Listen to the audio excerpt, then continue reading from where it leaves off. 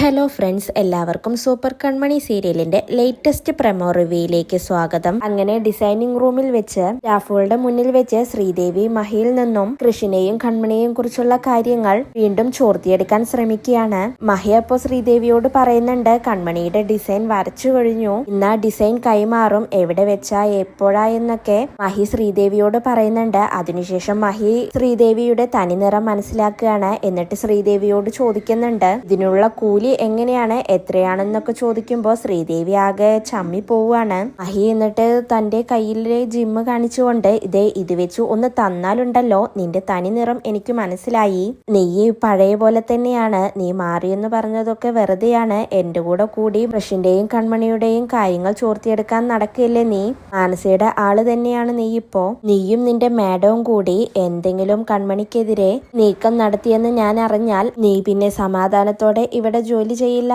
എന്ന് മഹി ശ്രീദേവിക്ക് താക്കീത് കൊടുക്കുകയാണ്. തന്റെ പ്ലാനുകളെല്ലാം ചീറ്റിപ്പോയതിലും അഫുകളുടെ മുന്നിൽ വെച്ച് മഹിയൊക്കെ അങ്ങനെ പറഞ്ഞതിലും ആകെ ചമ്മി നാണം കെടുകയാണ് ശ്രീദേവി. പിന്നീട് ശ്രീദേവി മാനസയെ വിളിച്ച് ഡിസൈൻ ഇന്ന് കൈമാറും എന്ന് പറയുന്നുണ്ട്. അപ്പൊ മാനസ ചോദിക്കുന്നുണ്ട്, ഇവിടെ വെച്ചിട്ടാണ് കൈമാറുന്നത് എന്ന് ചോദിക്കുമ്പോ സിറ്റിക്കകത്ത് എവിടെയോ വെച്ചിട്ടാണ് ഡിസൈൻ കൈമാറുന്നത് എന്ന് ശ്രീദേവി മാനസയോട് പറയുന്നുണ്ട്. മാനസ ശ്രീദേവിയോട് ഫോണിൽ സംസാരിക്കുന്നതല്ല ഹേമയും കേട്ടുകൊണ്ട് നിൽക്കുകയാണ്. പിന്നീട് ശ്രീദേവിയുടെ കോൾ കട്ട് ചെയ്തതിനു ശേഷം മാനസ മനസ്സിൽ പ്ലാൻ ചെയ്യുന്നുണ്ട്, കൺമണി ആ ഡിസൈൻ കൈമാറാൻ പാടില്ല, അതിനുവേണ്ടി എന്തെങ്കിലും ചെയ്യണമെന്ന് പറഞ്ഞ് മാനസ വരുണിനെ വിളിക്കുകയാണ്. വരുൺ എന്നിട്ട് മാനസിയുടെ ഫോൺ എടുത്തുകൊണ്ട് മാനസയെ പുച്ഛിച്ചു പരിഹസിച്ചുകൊണ്ട് ചോദിക്കുന്നുണ്ട്, എന്താണ് ദുഃഖപുത്രി ഇപ്പൊ വിളിച്ചത്, എന്താണ് കാര്യമെന്ന് ചോദിക്കുമ്പോ മാനസ എനിക്ക് വരുണിനെ ഒന്ന് നേരിട്ട് കാണണമെന്ന് പറയുകയാണ്. പിന്നീട് മാനസയും വരുണും അനിരുദ്ധ് സാറും തമ്മിൽ മീറ്റ് ചെയ്യുന്നുണ്ട്. മാനസ എന്നിട്ട് അവരോട് പറയുന്നുണ്ട്, കൺമണി കാരണം തിരിച്ചടികൾ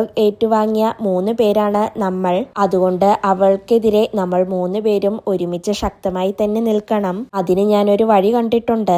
സിറ്റിയിൽ വെച്ച് കൺമണി ഡിസൈൻ ചെയ്ത ആ ഡിസൈൻ കൈമാറാൻ പോവുകയാണ്, അത് എങ്ങനെയെങ്കിലും തടയണം, അതിന് അനിരുദ്ധ് സാറ് ഹെൽപ്പ് ചെയ്യണം എന്നൊക്കെ മാനസ പറയുന്നുണ്ട്. പിന്നീട് ബലരാമനെ കാണാനായി ഭാഗ്യശ്രീ ജയിലിലേക്ക് എത്തുന്നുണ്ട്. മറ്റൊരു പോലീസുകാരനെ കണ്ട് ഭാഗ്യശ്രീ എന്തൊക്കെയോ പേപ്പർ കാണിച്ചു കൊടുക്കുന്നുണ്ട്. അപ്പോഴാണ് ഇതെല്ലാം കണ്ടുകൊണ്ട് സഹദേവൻ വരുന്നത്. ഭാഗ്യശ്രീ അപ്പോ സഹദേവനെയും സഹദേവൻ ഭാഗ്യശ്രീയെയും തമ്മിൽ വളരെ ദേഷ്യത്തോടെ തന്നെ നോക്കുന്നുണ്ട്. പിന്നീട് കൃഷിനെയും കൺമണിയെയും കാണിക്കുന്നുണ്ട്. കൃഷിയും കൺമണിയും ഇപ്പോൾ വളരെയേറെ സന്തോഷത്തിലാണ്. ഡിസൈൻ പൂർത്തിയാക്കിയതിലും സാറിന്റെ ആ ഫാക്ടറി തുറക്കാൻ പറ്റിയതിലും എല്ലാം കൊണ്ടും തന്നെ കൃഷിയും കൺമണിയും ഇപ്പോൾ സമാധാനത്തോടെയും സന്തോഷത്തോടെയുമാണ് കഴിഞ്ഞു പോകുന്നത്.